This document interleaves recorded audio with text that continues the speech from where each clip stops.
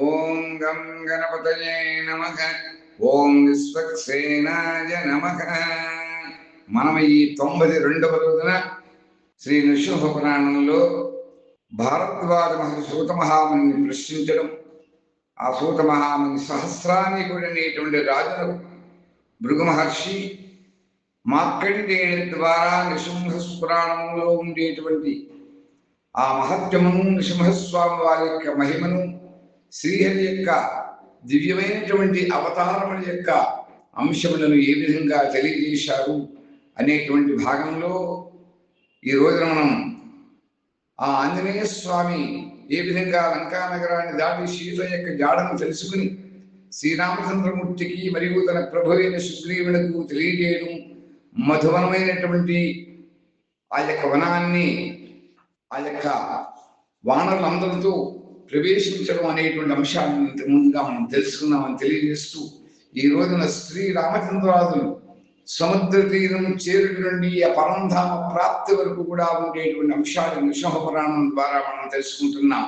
నమస్తే నారసింహాయ నమస్తే గుణసింధవే నమస్తే సార్వభౌమాయ జయ జయ లక్ష్మీ నరసింహాయ తే నమః.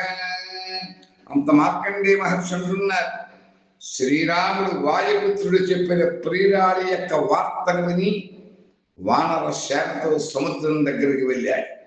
సముద్రం ఒడ్డున తాటి చెట్లతో ప్రకాశిస్తున్న అందమైన ప్రదేశంలో రాముడు లెక్కకి మించిన వానరులతోనూ ధీరుడైన తమ్మునితో సహా కూడిన వాడి నక్షత్రాలతో కూడిన చంద్రుడిలా ప్రకాశిస్తూ సముద్రం ఒడ్డున నిలిచి ఉన్నాడు. ఇలా ఉండగా లంకలో మంచి మాటలు చెప్పిన తమ్ముడైన విభీషణుడి యొక్క మాటలు రావణాసురుడికి రుచించలేదు. దానివల్ల రావణుడు విభీషణుడిపై కోపంతో నిందించసాగాడు. అప్పుడు విభీషణుడు తన మంత్రులతో కలిసి భక్తవత్సలుడైన రాముడిపై స్థిరమైన భక్తి వినయాలు కలవాడై రాముని వద్దకు వచ్చి చేతులు జోడించి, ఓ దేవదేవా జనార్దన శ్రీరామ, నేను రావణాసురుడి తమ్ముడైనటువంటి విభీషణుణ్ణి, నిన్ను శరణ వేడుతున్నానని పలికి రాముని యొక్క పాదాలపై పడ్డాడు. అంత విషయం తెలిసిన రాముడు బుద్ధిమంతుడైన ఆ విభీషణుణ్ణి లేవనెత్తి సముద్ర జలంతో అభిషేకం చేసి లంకారాజ్యం నీదే అని అతనికి మాటిచ్చాడు. అప్పుడు విభీషణుడు, ప్రభు, నీవు విష్ణుమూర్తివి, లోకేశ్వరుడివి, కావున నీవు కోరితే సముద్రుడు మార్గమిస్తాడు అని పలికాడు. అంత రాఘవుడు వానరులందరితో కలిసి సముద్రం ఒడ్డుకు చేరి సముద్రుడిని శరణు వేడుకున్నారు. 3 రోజులైనా సముద్రుడు పలుకలేడు. ఆ విధంగా అప్పుడు జగన్నాథుడు రాజీవ నేత్రుడు శ్రీరాముడు కోపించి సముద్రంలోని నీటినంతటినీ కూడా ఇంకింపు చేయడానికి ఆగ్నేయాస్త్రాన్ని పట్టుకున్నాడు. అంతా ఆ విధంగా ఆగ్నేయాస్త్రాన్ని సంధించడం కోసం పట్టుకోగానే లక్ష్మణుడు కోపంతో ఉండేటువంటి ఆ రాముని చూసి ఇలా అన్నాడు, ఓ బుద్ధిశాలి, నీ కోపం సమస్త ప్రపంచాన్ని లయం చేస్తుంది, కావున దీన్ని విడిచిపెట్టు. నీవు అవతరించింది ప్రాణులను రక్షించడకు అని శ్రీరాముడికి నచ్చ చెప్పి ఆగ్నేయాస్త్రాన్ని ప్రయోగించకుండా పట్టుకున్నాడు. 3 రాత్రులు గడిచాక సముద్రుడు కోపించిన రాముని చూసి ఆగ్నేయాస్త్రానికి భయపడి ప్రత్యక్షమై అహంకారిని నన్ను రక్షించమని జగద్రక్షకుడైన రాముణ్ణి వేడుకున్నాడు. అంత సేతువు నిర్మాణానికి అనుకూలంగా మార్గాన్ని ఇచ్చాడు. వీరుడైన నలుడు వంతెన కట్టడంలో నేర్పుగలవాడు, కావున అతని చేత సేతువును నిర్మింపచేయి, కావలసినంత స్థలాన్ని ఉపయోగించి అమిత పరాక్రమం గల నలుడు మొదలైన వీరుడిచే సేతువుని నిర్మించమని ప్రార్థించాడు. అప్పుడు రాముడు పెద్ద వంతెనను కట్టించి దాని ద్వారా సముద్రాన్ని దాటి సువేర పర్వతాన్ని చేరి అక్కడ వానరులచే చుట్టబడి విడిది చేశాడు. అంత అంగదుడు మేడ మీద కూర్చుని ఉన్న దుష్టుడైన రావణుని చూచి దూతగా వెళ్ళుటకు రాముని యొక్క ఆజ్ఞ పొందినటువంటి ఎగిరి వెళ్ళి రోషం తలపై కాలితో తన్నాడు. అది చూసి దేవతాగణాలు ఆశ్చర్యపోయి అంగదుని చూశాడు. ఇలా తన ప్రతిజ్ఞను పూర్తి చేసి తిరిగి సువేల పర్వతం మీదకి వచ్చాడు. తర్వాత లెక్కలేని వానర సైన్యంతో రావణుని పట్టణమైన లంకా నగరాన్ని దాశరథి ముట్టడించాడు. మరియు లంకా నగరం అంతా పరికించి లక్ష్మణునితో ఇలా పలికాడు: మనం సముద్రాన్ని దాటాం. సుగ్రీవుని యొక్క సేనలు రాక్షస రాజధాని అయిన లంకా నగరాన్ని మింగేసినట్టున్నారు. రాక్షసరాజైన రావణుని యొక్క అహంకారం ముల్లోకాలను మూలఛేదం చేసే భుజాలను పటుత్వం కలిగి ఉంటుంది. అంత రాముడి యొక్క మాటలకు సమాధానంగా లక్ష్మణుడు ఈ విధంగా అంటున్నాడు: అంగదు తన తండ్రి కథ వల్ల మీ మీద ఏ మాత్రం కూడా భక్తిని కలిగి ఉన్నాడు. ఇతడెంత పరాక్రమవంతుడు, ఇతడెట్టి లక్షణం కలిగి ఉన్నాడని తెలుసుకోవడానికి అంగదుని రావణుని వద్దకు దూతగా వెళ్ళమని ఆజ్ఞాపించమని చెప్పాడు. అతని యొక్క మాటలకు రాముడు నీ ఆలోచన బాగుందని పలికి అంగదునిపై మిక్కిలి ఆదరాన్ని చూపుతూ ఇలాగన్నాడు: ఓ అంగదా, నీ తండ్రి రావణుడితో ఎంత స్నేహంగా ఉండేవాడో దాన్ని మేము వర్ణించలేదు. అతడు గుర్తుకొస్తే సంతోషంతో శరీరం పులకిస్తుంది. ఆ వారి నీ రూపంగా నేడు కనిపిస్తున్నాడు. నీవు స్నేహభావంలో తండ్రిని కూడా మించిన తనయుడివి. ఇక నీ విషయంలో చెప్పేది ఏముంది? నీవు పుత్ర పదవికి తిలకం పెట్టావు అని రాముడు అంగదుడితో అన్నాడు. అంత రాముడి యొక్క మాటలు విన్న అంగదుడు రెండు చేతులు జోడించి శ్రీరాముడికి నమస్కరిస్తూ ఇలా అన్నాడు: ప్రాకారం, విహారస్థల, నగర ద్వార సహితంగా లంకా నగరాన్ని ఇక్కడికి తెమ్మంటారా? లేక నా సైన్యానంతటిని లంకని ఆక్రమించడానికి పంపించనా?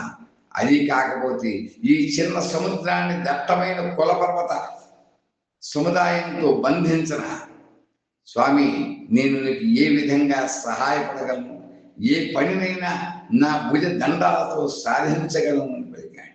అంత రాముడు అంగదుని యొక్క మాటల వల్ల అతని భక్తిని, శక్తిని ఊహించి, ఓ వీరుడా, నీవు దశముఖుని వద్దకు వెళ్ళి నేను చెప్పవలసిన మాటలు చెప్పు.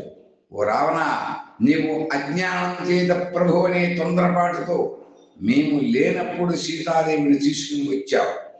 అందుకని ఆమె తిరిగి విడిచిపెట్టు.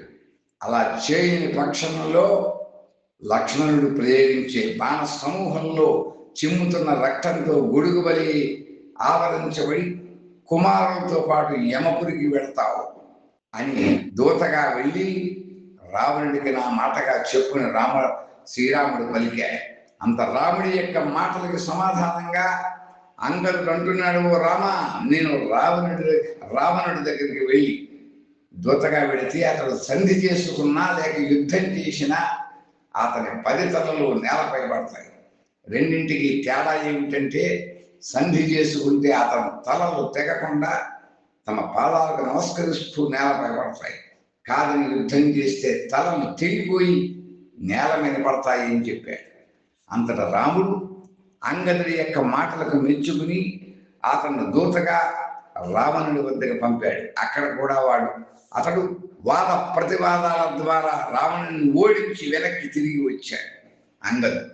అంత రావణుడు గూఢచారుల వల్ల రామ లక్ష్మణుల యొక్క బలం, వానరుల యొక్క బలం తెలుసుకుని లోపల భయపడినా పైకి నిర్భయంగా ఉండి రాక్షసులను లంకాపుర రక్షణకు ఆజ్ఞాపించాడు. అంత రావణుడు తన కుమారులను పిలిచి ఈ విధంగా అంటున్నాడు: ధూమ్రాక్ష, ధూమ్రపాన, మీరు నగరంలోకి వెళ్ళండి. ఆ మానవులిద్దరిని పాశాలతో బంధించి తీసుకురండి. శత్రువులకు యమధర్మరాజునైన నా సోదరుడు కుంభకర్ణుడు కూడా వాద్యాల ధ్వనికి సమయంలో మేల్కొని ఉంటాడు. అంతేకాదు, మిక్కిలి బలవంతులైన రాక్షసులను యుద్ధానికి రమ్మని ఆజ్ఞాపించాను. వారు కూడా నా ఆజ్ఞను శిరసావహించి వానరులతో యథాశక్తి యుద్ధం చేసి కోట్ల కొద్దీ రాక్షసులు మరణించారు. మళ్ళీ ఇతర బలవంతులైన రాక్షసులను తూర్పు ద్వారం వద్ద యుద్ధం చేయమన్నా వారందరూ నీరుడు మొదలైన వారితో యుద్ధం చేస్తూ మృత్యువశలయ్యారని పలికాడు. తర్వాత రావణుడు దక్షిణ దిక్కుని యుద్ధం చేయడానికి పంపిన రాక్షసులు కూడా వీరుడైన వానరుల చేతిలో బలి అయ్యారు. పడమటి ద్వారం యుద్ధానికి పంపబడిన రాక్షసులు అంగదుడు మొదలైన వారి చేతులు హతులయ్యారు. ఉత్తర ద్వారం నుండి యుద్ధానికి పంపబడిన క్రూర రాక్షసులు మైంద్రుడు మొదలైన వారి చేతులు మరణించారు.